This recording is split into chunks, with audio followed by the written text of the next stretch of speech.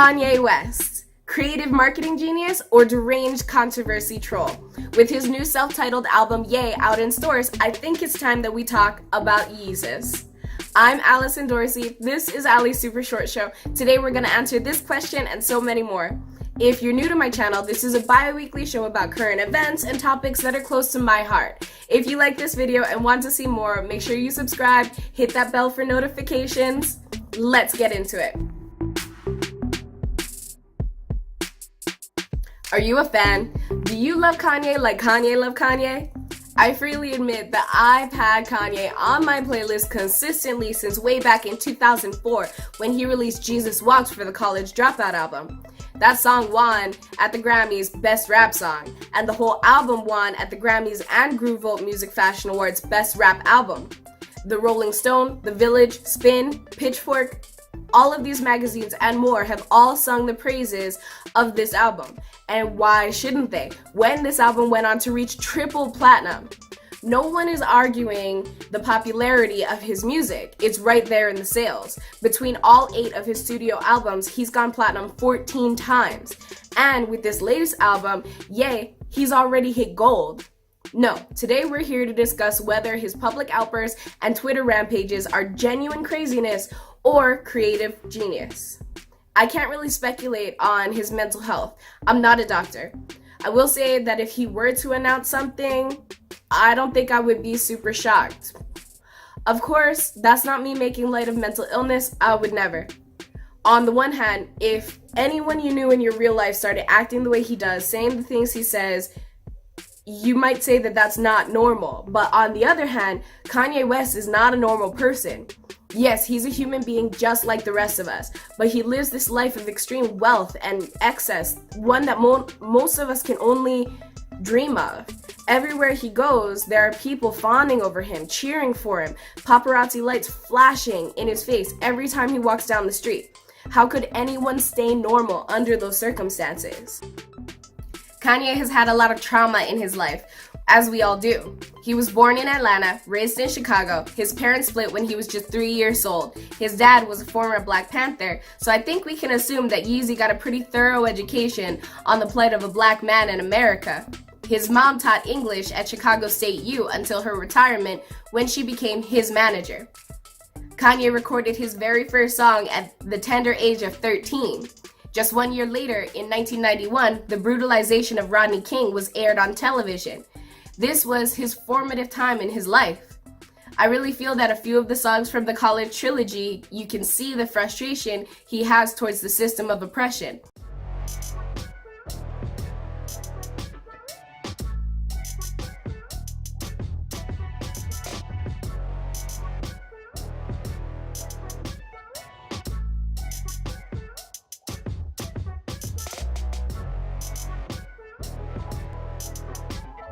Little Kanye grew up with all these thoughts and ideas on what a black man is supposed to be in America. And with the encouragement and support of his mother, he dropped out of college twice to become a music producer. In 2002, Kanye was in a bad car accident and he almost lost his life. When he healed up, he decided to get out from the backstage and become a recording artist. He made his first studio album, The College Dropout. He kept grinding, releasing 2 more albums, Late Registration and Graduation. I like to call the 3 of them the College trilogy. Anyway, he was working hard, doing concerts, building his brand. He moved his mother out to LA, and then tragedy struck again. November 10th, 2011, Dr. Donda West passed away very suddenly. Kanye took this hard. He was so close to her. She was his #1 supporter. She had been with him since day one and encouraged him to branch out and try new things and to become a better person. I'm not sure if he ever got over this loss or if he ever will. So that was his early life. Let's talk about now. This week, Kanye made waves as the musical guest on Saturday Night Live. During his performance, Kanye came out on stage with his Make America Great Again hat on. He mentioned that someone backstage had discouraged him from wearing the red MAGA cap. He then continued to express some of his thoughts, and he accused the media and Hollywood of being 90% liberal. He did make some good points about freedom of expression, but I think Kanye has the same misunderstanding of freedom of speech that most people do. To be completely clear, having the freedom of speech is not being able to say whatever you want and being immune to reproach and public backlash. No. Freedom of speech means that the government cannot jail you or murder you for disagreeing or reporting facts. Slander, truth in advertisement, defamation, these are all laws restricting speech in some way. Also, how many countless people have lost their jobs because of dumb things they said online? Justine Sacco is a name that springs to my mind. My point is that there will always be repercussions to what he has to say, and I'm concerned that the repercussions of Kanye West's opinions will be devastating. His megaphone is just too big.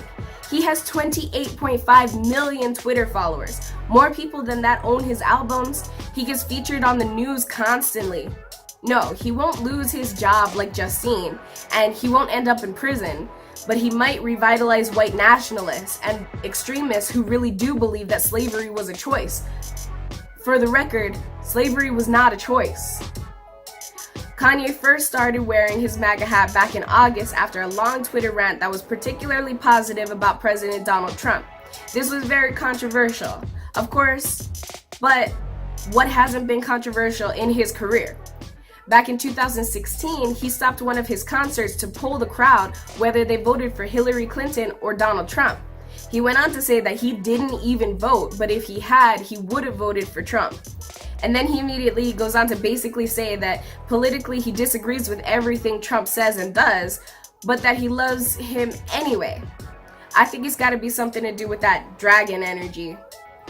This wasn't nearly the first time Kanye has gotten political. The earliest instance I remember was after Hurricane Katrina back in 2006. Kanye West stood opposite Mike Myers for a charity drive. Here, let's watch the clip. The destruction of the spirit of the people of southern Louisiana and Mississippi may end up being the most tragic loss of all. George Bush doesn't care about black people.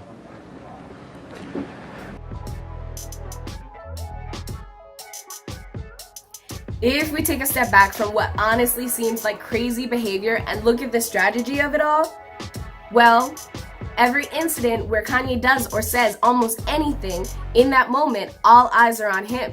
Every news media has a segment about it. All of us little people are tweeting about him, talking about him around the water cooler. Hell, even other celebrities feed into the attention. 5 months ago, while he was on TMZ for an interview, he said that slavery was a choice. And who responded to that? Snoop Dogg, Gabrielle Union, Nick Cannon, and so many other celebrities made response videos about him. All in all, that's tons of free publicity. By doing controversial things, he's keeping his name in our mouths. It's the same thing that President Donald Trump himself does. They both make big, polarizing statements and then let the little people talk among themselves until the whole planet knows their name. Does that sound like something a crazy person would do or something a marketing genius would do? In conclusion, I believe Kanye isn't crazy. I think he's a marketing genius. I keep buying his albums. What about you? Thank you for watching. I'm Allison Dorsey. This is Allie's Super Short Show. If you like this video, please subscribe, leave a like, leave a comment, tell me what you think. Try to keep it civil down there. And I'll see you on Thursday.